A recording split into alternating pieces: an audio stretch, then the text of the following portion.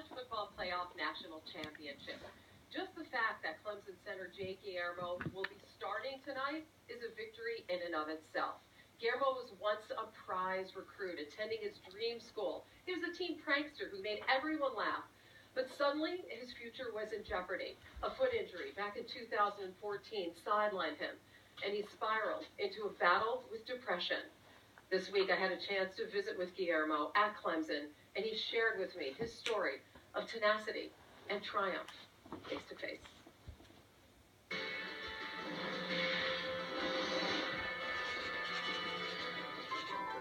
You were away for about 4 months? Yeah, about 4 months. And I came back during our second summer session of training and started back with the team and then went through fall camp. So what was it like being away from the team during that time?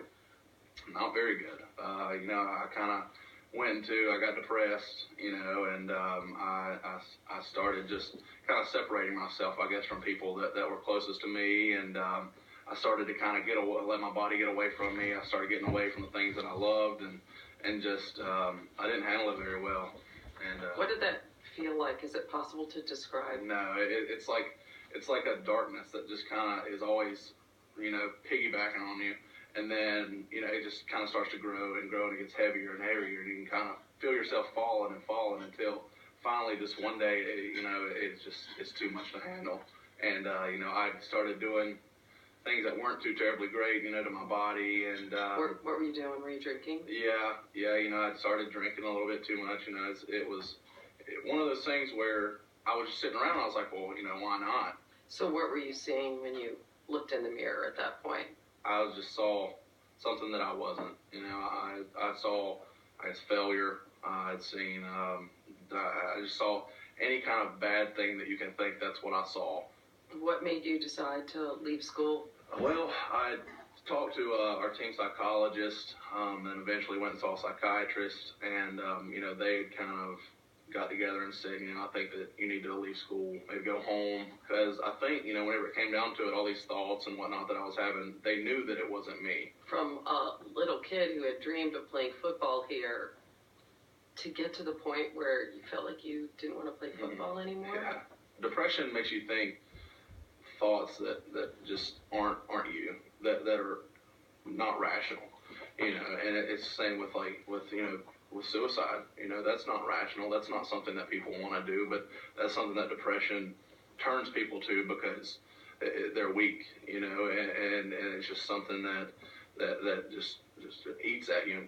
And so, I was like, well, maybe football's the reason why I'm depressed. So, I wanted to get away from that. Did you ever get to the point where you felt suicidal? Yes, yeah, definitely. I did. Man, I never really tried, but, I got to the point where I thought about it all the time. It kind of creeped into my mind all the time.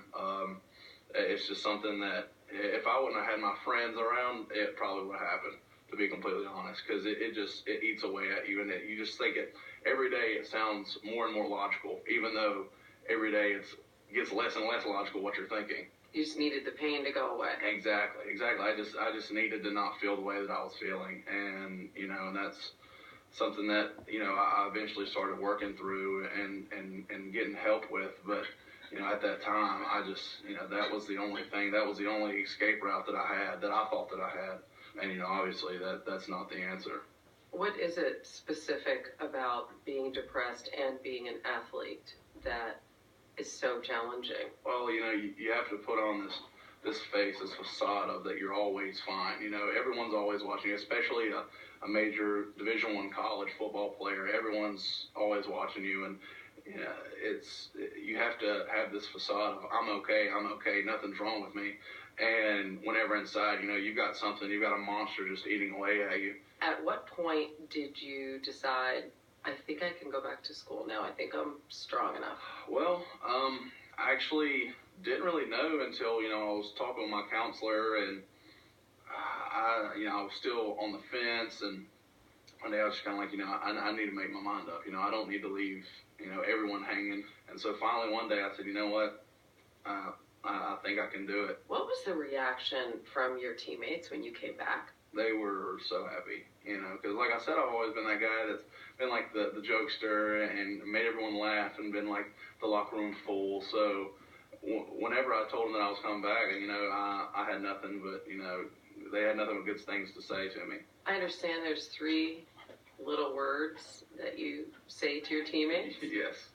I tell everyone that I love them. I say I love you. I don't know how many times during a game. During a game? During a game. We will be on the field, and, maybe me and one of my teammates have, like, a good block. We have, like, a good double block or something.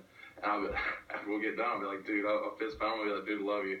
Yeah, I tell Deshaun all the time. I'll be like, man, I love you. I don't know why. I don't know where that even came from, but, yeah, I probably say I love you at least 30 times a game.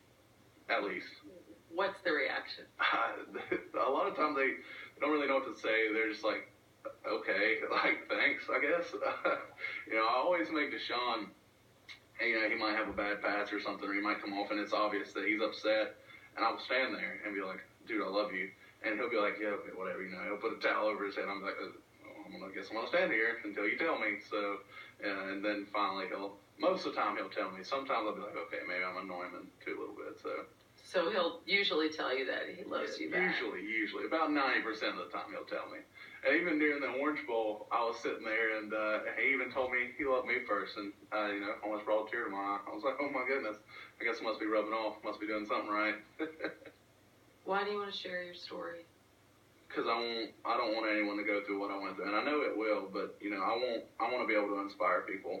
I think that's really the reason why I want to share my story, and that's why I've not been silent about it. That's why I've been upfront and honest with everyone about it, just because I want people to be inspired, and I want people to make the right decisions and to do the right things and not feel like they can't tell anyone. Because if I can go on national media and tell everyone, I want them to be able to say, hey, you know what, I can tell someone, I can get help, and I don't have to feel trapped by depression. I knew that there's happiness inside of you, that there's, it's not all darkness, that there is good and happiness inside of you. You just have to find it. When Guillermo takes the field tonight and goes through his pregame stretches, he'll think about what he always does during warm-ups, what it took for him to get where he was this time last year to this moment now, from the darkness to the spotlight, and his hopes that by sharing his story, he'll make a difference. Up next, a rare opportunity to sit down with the 2 coaches